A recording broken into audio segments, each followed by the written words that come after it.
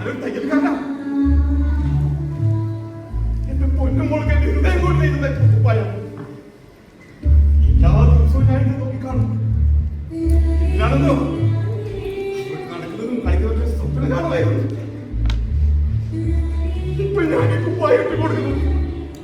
അവളുടെ ശവകുടീരത്തിലാണ്. ശവകുടീരത്തിൽ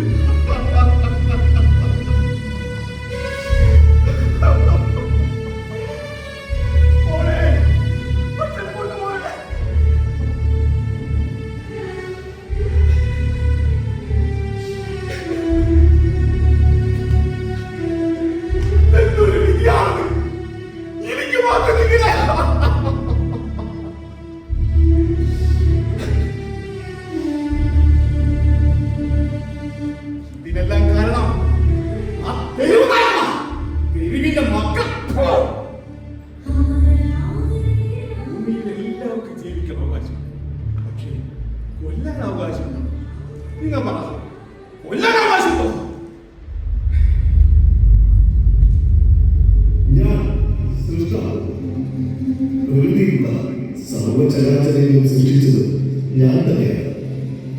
നിനക്കൊരു പെൺകുഞ്ഞിനെ വരദാനമായി തന്നതും എന്നിലൂടെയാണ്. പക്ഷേ നീ നിന്റെ കുഞ്ഞിനെ തിരുനായകർക്ക് കഴിച്ചിട്ടുവാൻ വേണ്ടി ഇതിന്റെ പാപഭാരം നീ നിന്റെ തലമുറയിൽ അനുഭവിച്ചിട്ടുണ്ട്.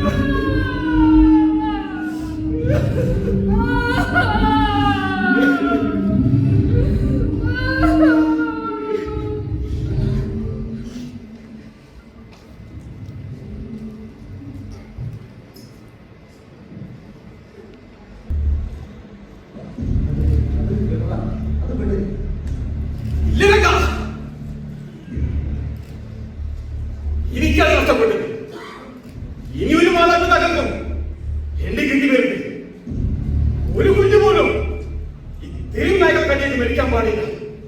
ഇനി എന്റെ ജീവിതം എനിക്ക് നാടിന് വേണ്ടിയായിരിക്കും. നമ്മളൊന്ന് വിചാരിച്ചാൽ ഈ നാട് നന്നാവണമെന്നും പോകുന്നില്ലടാ. നമുക്ക് നമ്മുടെ കാര്യങ്ങൾ പറഞ്ഞാൽ പോലെ. നിനക്കൊരു കുടുംബമുള്ള കാര്യം നീ പറഞ്ഞു. നീ ധൈര്യമായിട്ട് നമ്മുടെ നാട് എത്രയോ വിപ്ലവങ്ങളിലൂടെ പരിവർത്തനങ്ങൾ നടന്നതാണ്.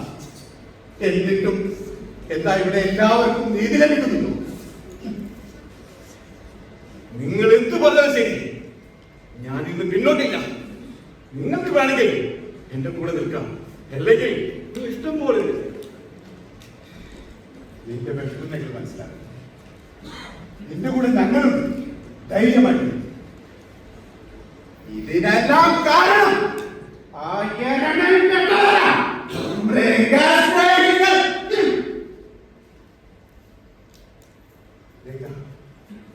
നമ്മൾ ഇവന്റെ കൂടെ നിന്നിട്ട് കാര്യം അവരുടെ തോന്നില്ല. നമുക്കിതിനൊക്കെ ഒരു പോംവഴി എന്ന് പറയുമ്പോൾ ഒരു വഴിയുണ്ട്. നമ്മുടെ നാട്ടിൽ ഒരു മൃഗസ്നേഹിയുണ്ട്, പേര് മഞ്ജുഷ. ഓ, നമ്മുടെ പപ്പേട്ടന്റെ മരുന്നുണ്ട്. അതന്നെ, നമുക്ക് അവരെ ചെന്നൊന്ന് കണ്ടാലോ? അങ്ങനെയാണെങ്കിൽ നമ്മൾ പോകാം.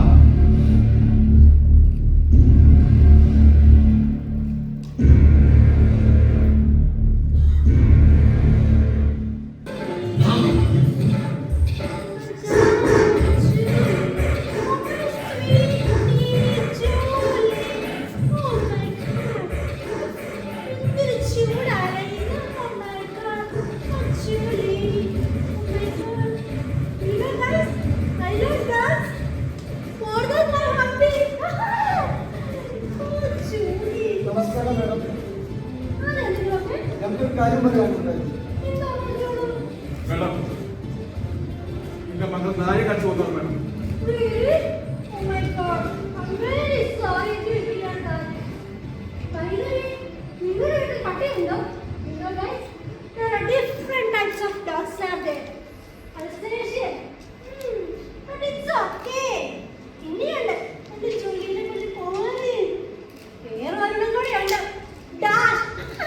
മേഡം, നിങ്ങളുടെ പ്രാക്ടീഷോ കാണാനല്ല ഞങ്ങൾ ഇവിടെ വന്നിരിക്കുന്നത്. മൃഗത്തിനോട് കൊടുക്കുന്നത് ഇത്തിരി മാന്യത മനുഷ്യരോട് കാണിക്കാത്ത ഒരു വർഗം. ഞാൻ അപ്പോഴേ പറഞ്ഞില്ലേ ഇവരുടെ അടുത്ത് വന്നിട്ട് ഒരു കാര്യമില്ലാന്ന്. മാഡം, ഒരു കാര്യം മനസ്സിലാക്കണം. ഈ നാട്ടിലെ ഒരു രാഷ്ട്രീയക്കാരനെയും പണക്കാരനെയും മക്കളെ പട്ടികൾ കഴിക്കുന്നില്ല. പട്ടികൾ കഴിക്കുന്നത് മൊത്തം ഈ സതീശനെ പോലുള്ള പാവപ്പെട്ടവരുടെ മക്കളെയാണ്. ഇതിന് ഈ ജനങ്ങളോട് നിങ്ങൾ മറുപടി പറയേണ്ടി വരും.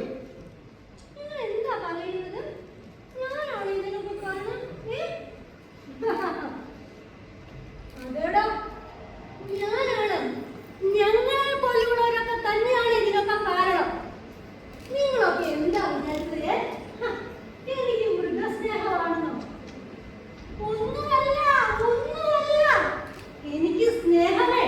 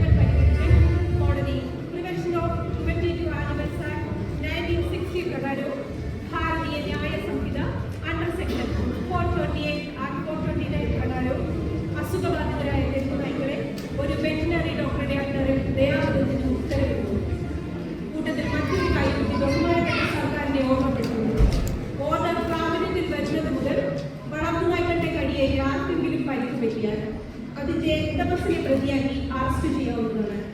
ആയതിനാൽ സർക്കാർ വേണ്ട നടപടികൾ സ്വീകരിക്കണമെന്ന് കോടതി ഉത്തരവിട്ടു. The court is adjourned.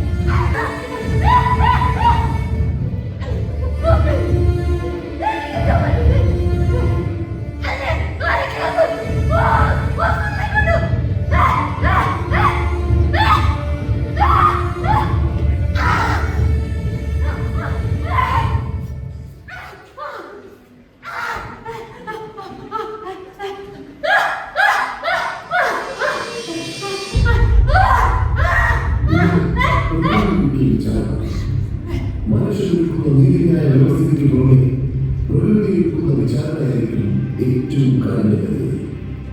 കർമ്മത്തിൽ അധിഷ്ഠിതമാണ് ഓരോ പ്രതിഫലങ്ങളും. വിചാരണ എന്ന ലഘുനാടകം ഇവിടെ സമാപിച്ചു.